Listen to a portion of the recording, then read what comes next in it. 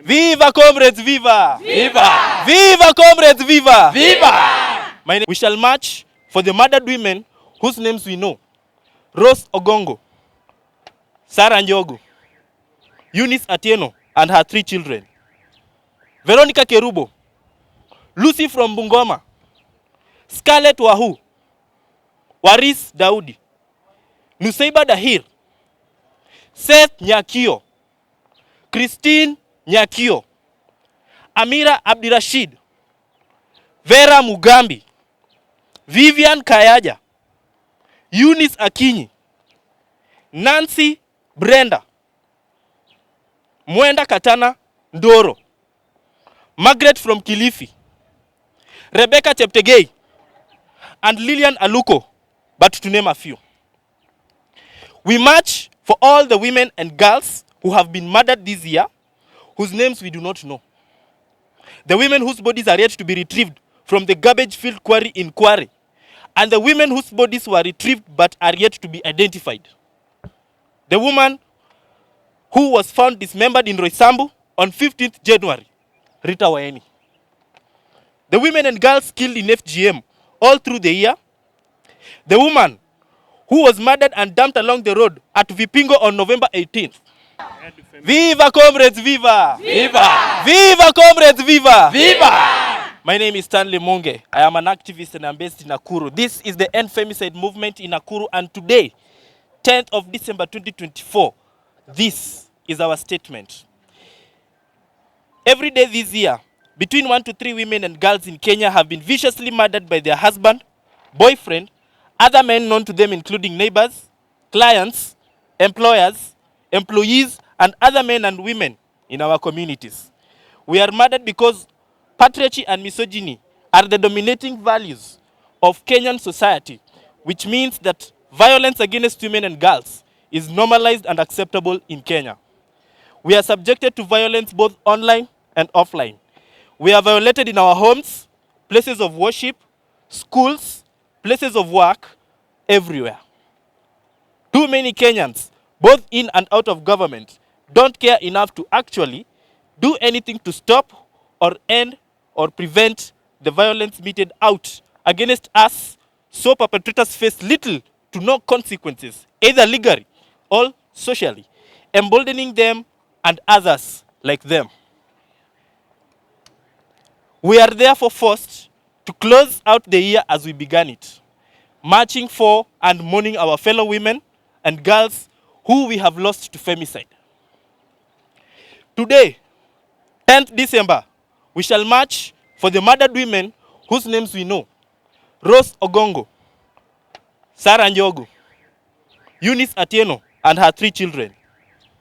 Veronica Kerubo, Lucy from Bungoma, Scarlett Wahu, Waris Daudi, Nusaiba Dahir, Seth Nyakio, Christine Nyakio, Amira Abdirashid, Vera Mugambi, Vivian Kayaja, Eunice Akinyi, Nancy Brenda, Mwenda Katana Ndoro, Margaret from Kilifi, Rebecca Cheptegei, and Lillian Aluko, but to name a few. We march for all the women and girls who have been murdered this year, whose names we do not know. The women whose bodies are yet to be retrieved from the garbage-filled quarry in Kware, and the women whose bodies were retrieved but are yet to be identified. The woman who was found dismembered in Roysambu on 15th January, Rita Waeni. The women and girls killed in FGM all through the year. The woman who was murdered and dumped along the road at Vipingo on November 18th. The Catholic nun who was murdered in Rongo. The unnamed woman found along the Kisumu-Busia road on 22nd October. The woman beaten to death by her boyfriend in Soweto on 1st February. The 78-year-old woman killed in Kasarani on or around 12th November.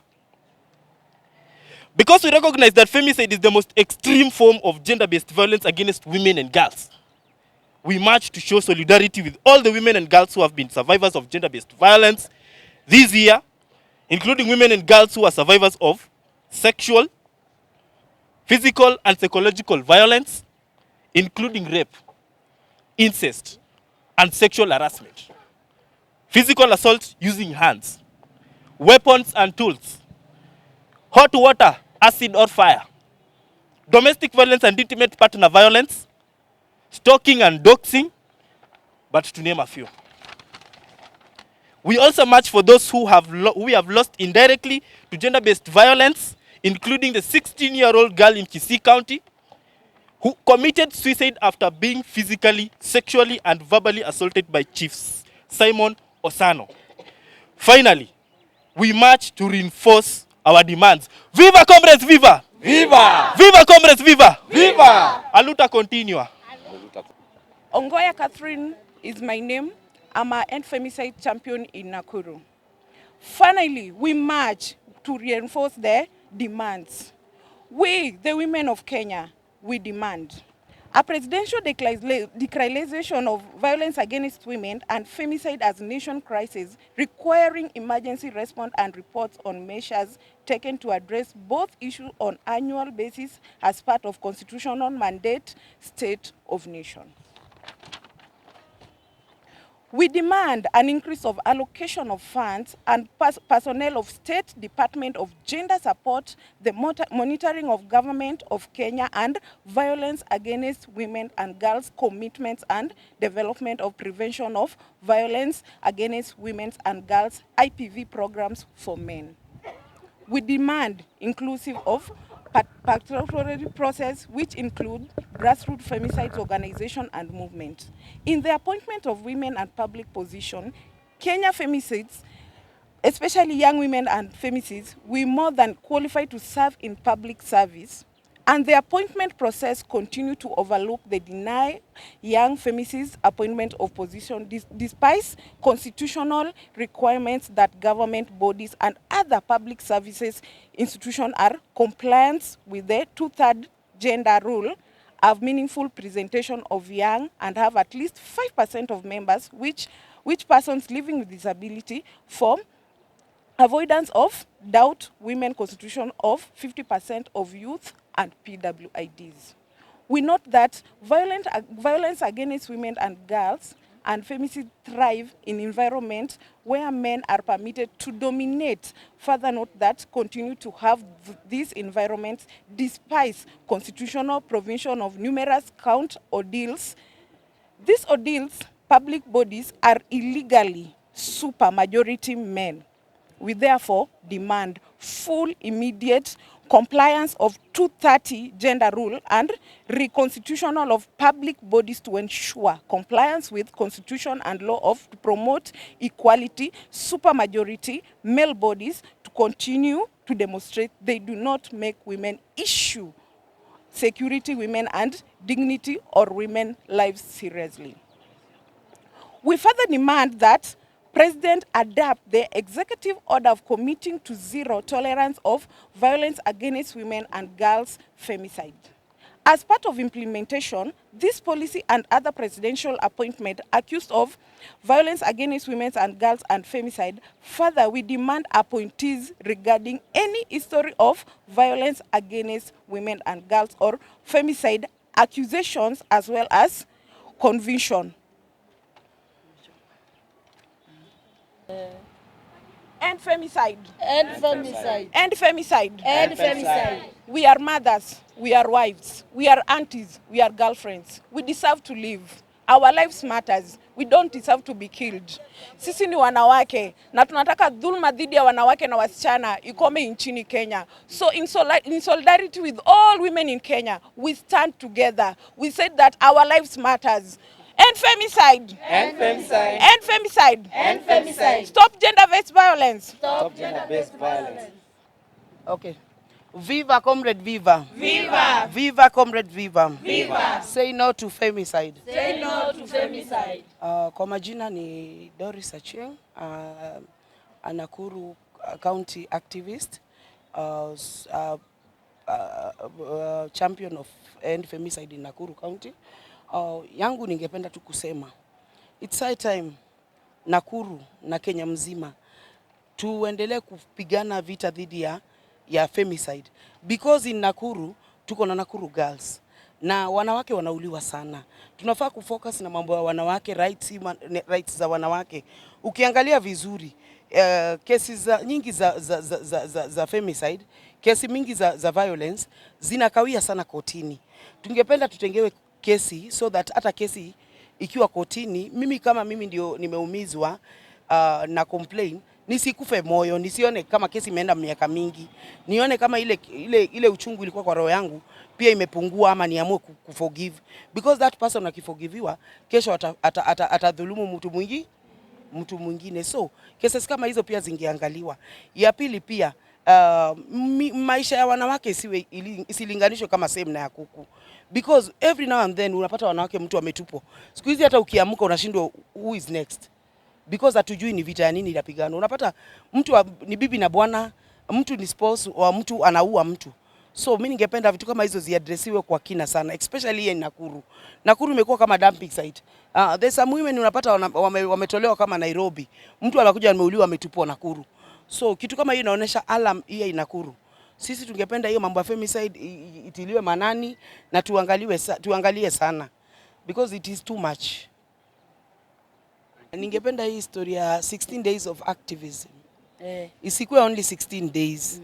We have 360 days ya kuishi. So 365 days ya kuishi. So ningependa hii mambo ya end femicide, mambo ya GBV iadresiwe for 365 days, not only 16 days. So that we can read. Kwa majina naitwa Ann Mwithaga, a Nakuru activist.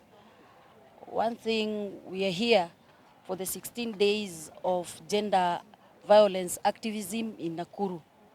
What we would like to urge the women leaders, like Nakuru we are known kama Nakuru girls, you should kindly try and pass some bills that will assist women here in Nakuru, because Nakuru kumejaa kesi mingi za gender based violence. Tunaomba kama vile kuko na koti ya traffic, kama kunaweza kuwa pia na koti itengwe kando ya kudeal na hizi kesi za gender based violence, because zimekuwa mingi sana hapa Nakuru. Each and every day you wake up kuna kesi, mama amedhulumiwa, mtoto amefanyiwa kitu. Kindly we are just asking the women leaders in Nakuru, tafuteni tu nafasi pale kwa parliament, mkipata nafasi mutengeneze koti ikuwe specially ya kudeal na maneno ya gender based violence. Women should not live in fear. Ati kesho ujui kama utauawa. Kindly, we the Nakuru leaders and activists, we are trying to ask kindly if you can assist us and demand, wacha niseme to demand for action to be taken. Tusishinde kotini kila saa mpaka kesi inapotelea in between, unachoka, unashinda umedhulumiwa, unashinda ukithreteniwa. Kindly, leaders in Nakuru, kama unajua uko na uwezo, tafadhali tusaidie na tusaidiane, and we demand for better services that will assist us women tuweze kupigania wenzetu. Again, we are asking the Christians and Muslim leaders pia wajaribu kuongelelea kwa makanisa, pia anger in the community courtesy of maybe matatizo 2-3 nyumbani inaleta hizo gender based violence. So they should try and talk to the congregation wherever they are in churches. Thank you. Okay. Viva comrade, viva! Viva! Women's power! Power! Women's power! Power! So my name is Hassan Adeko, a feminist, a human rights defender. Today we mark the International Human Rights Day, and one of the greatest human rights that a living person must enjoy is the right to life, isn't it? And as we celebrate human rights today, we are also trying to put to the spotlight the femicide cases that we have been experiencing in this country from January until today, where we are trying to mourn, to remember, and to console those who have lost their loved ones. We say the human right, especially the right to life, it is the only right that nobody else is supposed to take it from you. Only God has an authority to take your life. And as we march today, it's an opportunity to put the society, the community, and the government to be on the guard and to put actions that will ensure that we actually end femicide in Kenya, and particularly in Nakuru. Because as we are speaking today, Nakuru has been on the spotlight because we have at least 12 cases of femicide that have been reported between October and November. Currently, even we don't have data for the month of November and December. And if we were to consolidate all the data together, we'll discover that there are so many women who have died, either in the hands of their spouses. We have talked about intimate partners as well as their relatives. 70% of violence cases are actually caused by people whom we live with in our own houses. So they are our husbands, they are our boyfriend, and our intimate partners. So they have a responsibility, together with the government and power holders, to ensure that we are able to confront the evil of femicide in Kenya. Viva, comrade, viva! Viva! Women's power! Power! Let's end femicide! Let's end femicide.